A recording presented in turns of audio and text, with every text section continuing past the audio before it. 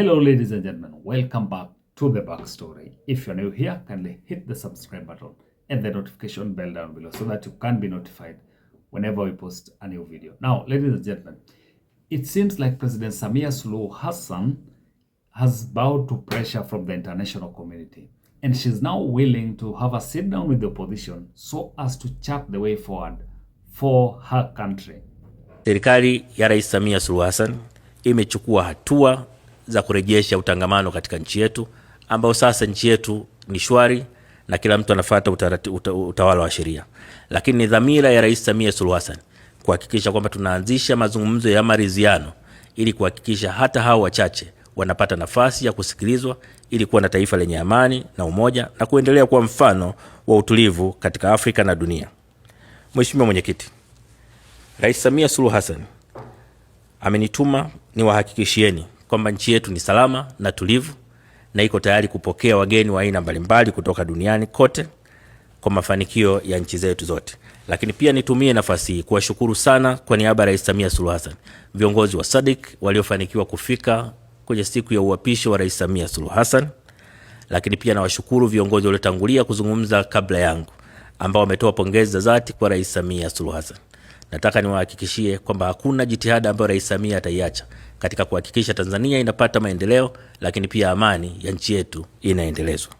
Now, ladies and gentlemen, that is the Vice President of the Republic of Tanzania, and he was attending a SADC special meeting for the presidents and government officials. And in that meeting, if you do not understand Swahili, the Vice President has stated that President Samia Suluhu Hassan had sent her to that meeting to at least inform the presidents and government members of the SADC that they are willing to reach out to the opposition members or officials so that they can chart the way forward for their country. But you'd want to ask yourself that why is President Samia Suluhu Hassan changing her mind right now? One is due to the fact that her legitimacy as the President of the Republic of Tanzania is in question here, because there are presidents within SADC itself. One, Cyril Ramaphosa, who during his address to the SADC members failed to recognize the presidency or even congratulate President Samia Suluhu Hassan in his address. Your Majesty, Your Excellencies, let me start off by congratulating Professor Peter Mutharika, the President of Malawi, for his recent election, and wish him the very best in the work that he has to do for the people of Malawi. We gather today, not merely Your Excellencies and Your Majesty, to deliberate on the agenda before us, but to affirm our shared commitment to peace, stability, and prosperity of our region. From its inception, SADC has stood as a beacon of solidarity, but also a community founded on the values of unity, peace, mutual benefit, and sovereign equality. That puts President Samia Suluhu Hassan's legitimacy as a president in question, because, and it's also putting her in a very, very queer kind of position, because you have your peers who are not recognizing you as the president of a friendly country or a neighboring country. That complicates issues, because SADC itself, through their election observers who were sent to Tanzania, did a damning report about the election in Tanzania.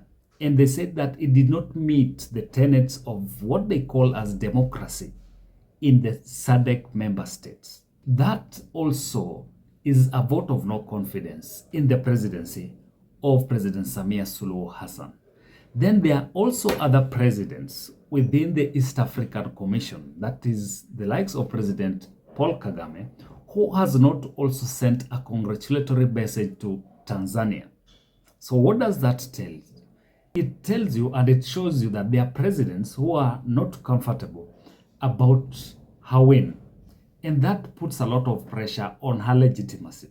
Then the third issue is the fact that the opposition itself has not come out and recognized her presidency. You know, in a democratic election, you can win. I can give you examples with Kenya when Kenya had the post-election violence in 2007. President Kibaki then was declared the winner. But the fact that the opposition itself did not recognize his win or did not endorse his win, that did put question to his legitimacy. And there ensued a post-election violence, just as what happened in Tanzania. And the international community had to come in and broker a deal between the opposition leader and the president then, so that at least the legitimacy which was in question here was kind of restored. So the opposition parties themselves have to at least recognize the election of President Samia Suluhu Hassan, and the citizens who were protesting against her election as well need to at least voluntarily give her the mandate so that she can govern that country. Then there are other presidents, like when President Ruto was interviewed the other day on Al Jazeera, he said, even though he did not refer directly to the Tanzanian election or President Samia Suluhu Hassan's election, but he said, in any democracy, it's not possible for someone to get 99%. You cannot be, ideally he was saying that you cannot be liked by 99% of your citizens. The much you can do if you performing well, you talk about like around 70 or 75%. Because even during that election, not everyone will go to the ballot and vote. There are people who will just sit back at home and not participate in an election. They will not vote for their MCs, for their representatives and all that. So it's not logical, just as President William Ruto was saying. So that tells you that most presidents in the region were forced by the diplomatic kind of requirement for them to congratulate President Samia Suluhu Hassan. But at the back of their minds, they're like, this does not make sense. And whatever we are doing here, we're just covering up for our peer.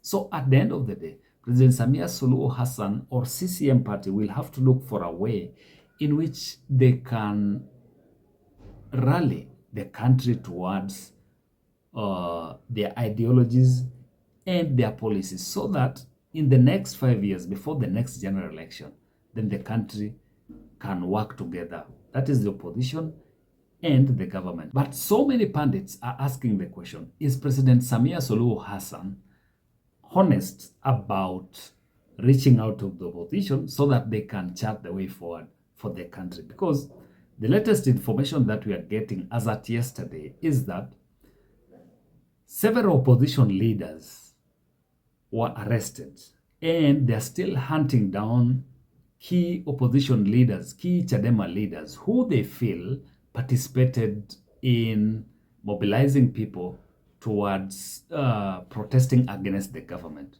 So if they are honest about reaching out to the opposition so that they can chart the way forward, then one thing that they need to do is to release opposition leaders who are in custody, and also to stop witch hunting or looking for these other opposition leaders that they would want to arrest. Then secondly, they also need to release some of the protesters or all the protesters that were arrested and have not been charged in any court of law, so that when they start the discussion, when the discussion begins, then it begins on a clean plate.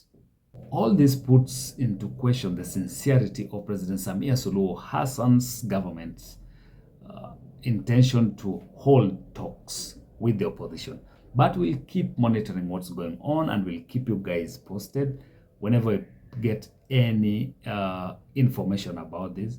But if you're new here, kindly hit that subscribe button and the notification bell down below so that you can be notified whenever we post a new video. Until next time, bye-bye.